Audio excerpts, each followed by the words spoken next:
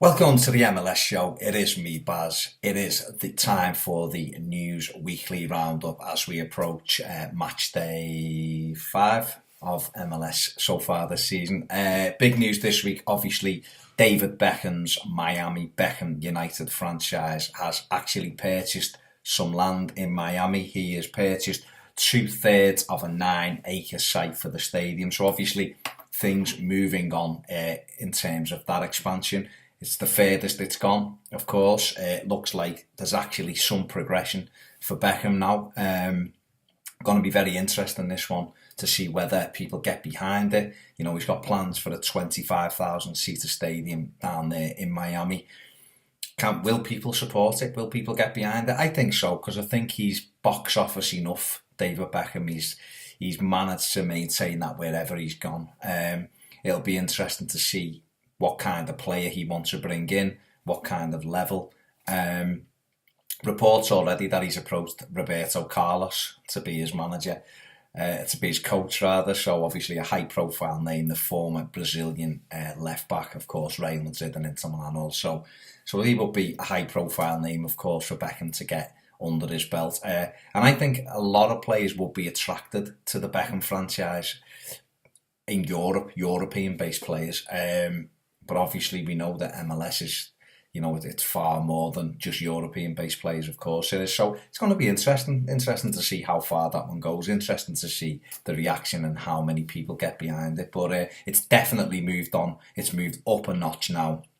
So it's much closer than it was a couple of weeks ago. So we wait with bated breath for that one and see what happens with Miami Beckham United as we go forward.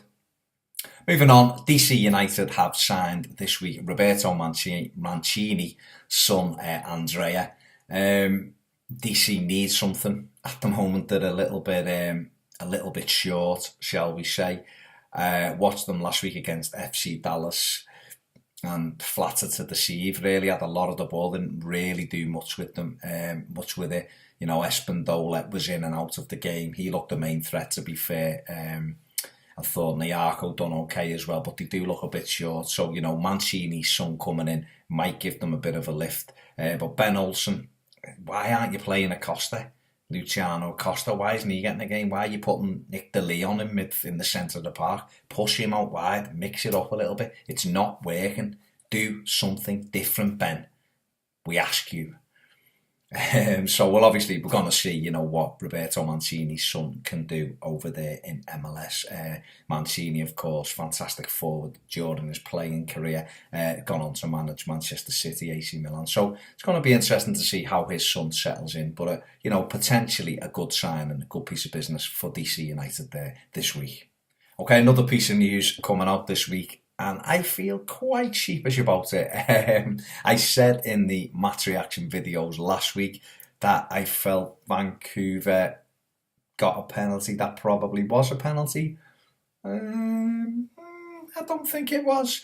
Kudo has been done this week for simulation. He has been fined and suspended for a game following his dive, shall we put it, against Houston Dynamo last week. At the time, I've seen it a couple of times. I thought there was enough contact for him to go down. I've since watched it again, and I can only think that I must have been very tired on Sunday morning, the early hours watching that game, because I thought there wasn't. I thought, yeah, you know, we probably did get fouled. He clearly didn't. He's been suspended and fined for the dive, so Kudo will miss Vancouver's game. Bit disappointing really for Houston Dynamo, obviously, to lose a game like that. Really frustrating. But, you know, punishment and retrospective punishment dished out by MLS for that. That's really good. You know, really be good to see whether that would be taken around the world, whether other leagues would do. You know, I know in the Premier League they do retrospective diving, but I'm not sure I've seen it for when a penalty's been awarded and they've looked at it again and said he dived for that. Definitely doesn't happen in England. So kudos to MLS for doing that. So Kudo, of course, just to reiterate, will miss Vancouver's next game for simulation last week against Houston Dynamo. Seattle Sounders this week have signed Herculez Gomez, not Aurelio Gomez. He is a goalkeeper that plays for Watford in the Premier League. Hercules Gomez is a centre forward that was at Toronto and has had a little bit of a moan, I think, for the way he was used last season. But Seattle have brought him in. They desperately need something. They are looking very short without Obafemi Martins up there. Obviously, they've got Jordan Morris knocking around. He's done okay, but he hasn't been able to get himself in amongst the goals. Clint Dempsey, of course, scored for the USA earlier in the week. He'll be hoping to kickstart this season, get him back up in scoring important goals like we know that he can do for Seattle. But they brought in Gomez and he will hopefully for Seattle lighten the load up there and give them a focal point of which they can play around, and Dempsey and Morris can flank him quite well and get in amongst the goals. But who knows, all will be revealed obviously as we go through the season. But I think a good bit of business for Seattle. They need something up there, they need something different, and see how they go from there. They have had quite a few injuries already this season, so this will help them out certainly as we go forward. Bad news this week for Irish MLS strikers. Kevin Doyle posted a picture of a horrific leg injury that he received while playing for the Republic of Ireland earlier in the week.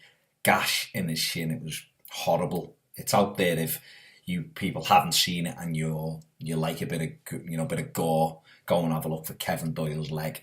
It's not very nice. But remarkably, they're estimating that he's going to be back in action within 4 weeks, which it seems a little bit of a short timescale, given it was quite a big gash, and I know they've got the plastic surgeons on it immediately, but that to me would be unbelievable really when you see it. Remarkable bit of a recovery time if Kevin can get back. Obviously Colorado Rapids will miss him. He is very much their focal point, of course, so a big blow to them. And another Irish striker who is out injured now is Robbie Keane. He's going to be missing for 6 weeks, it looks like. He's had knee surgery, so he's going to be out of the Galaxy lineup for the next 6 weeks, it looks like. Galaxy, another team that are having the fair share of injuries. Got quite a few out injured now. And former Liverpool midfielder Steven Gerrard looks like he's going to miss the game again at the weekend with a troublesome calf strain. So frustrating time for Galaxy. Can't get all of their best players on the pitch at once at the minute. But I think it'll be a bit of a blow to lose Robbie Keane for 6 weeks. Although other people on Twitter are telling me that it gives other people a chance. It gives the likes of Bradley Jameson, the fifth. He's really good anyway. He looks a good prospect. It'll give the likes of him a chance to get some game time. So we'll see. We'll see whether that is true and whether or not they will miss Robbie Keane. Personally, I think they will miss him. But again, all will be revealed as we go forward.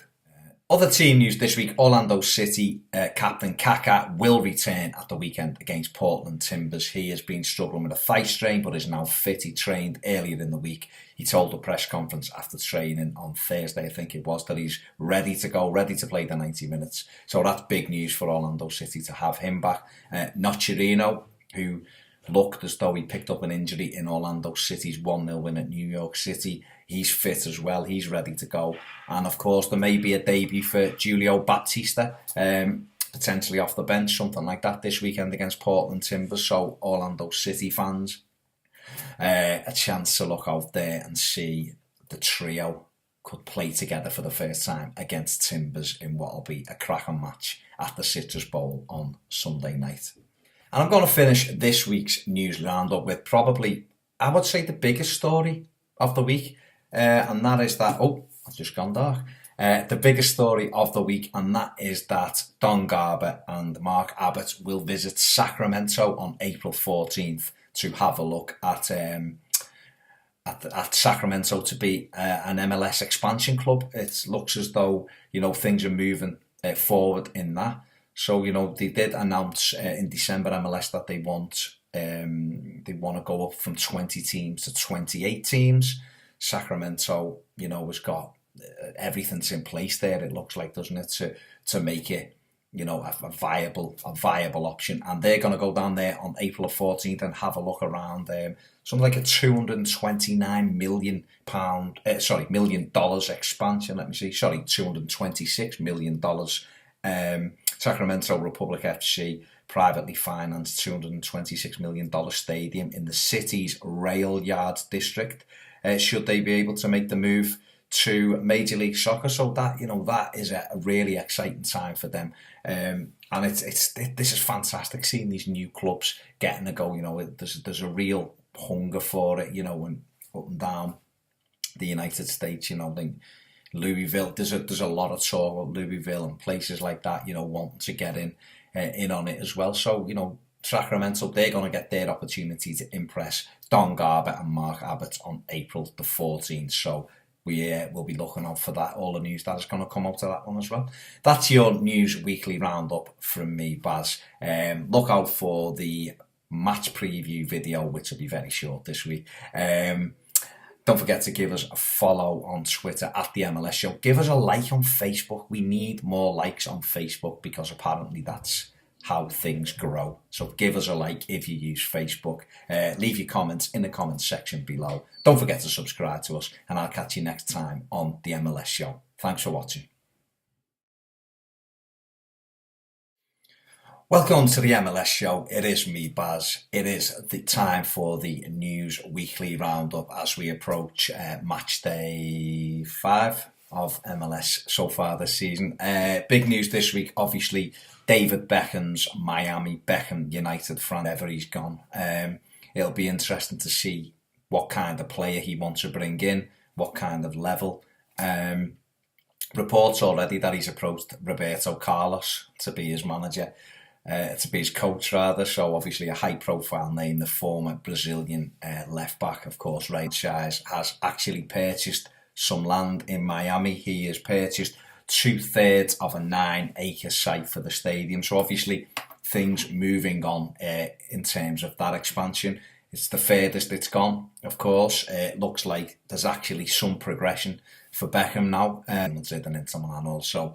So he will be a high-profile name, of course, for Beckham to get under his belt. And I think a lot of players will be attracted to the Beckham franchise in Europe, European-based players. But obviously we know that MLS is, going to be very interesting this one to see whether people get behind it. He's got plans for a 25,000-seater stadium down there in Miami.